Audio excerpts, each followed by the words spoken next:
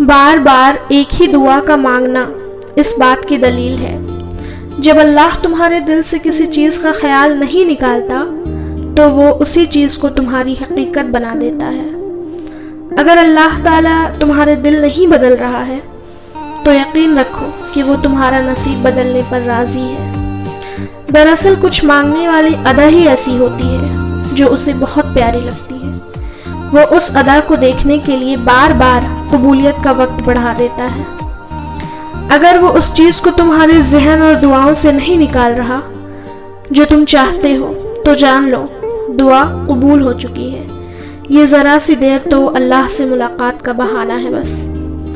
جس پکار کو وہ ہر دفعہ تمہارے منہ سے سننا چاہتا ہے پھر وہ اسے انکار کیسے کر سکتا ہے؟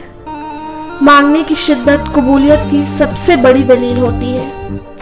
تمہاری مسلسل دعا تمہارا مقدر بدل دیتی ہے۔ جب اللہ کو تمہارے مانگنے کا انداز پسند آ جاتا ہے تب وہ دینے میں ذرا سی تاخیر کر دیتا ہے تاکہ تمہاری آواز بار بار سنائی دیتی رہے۔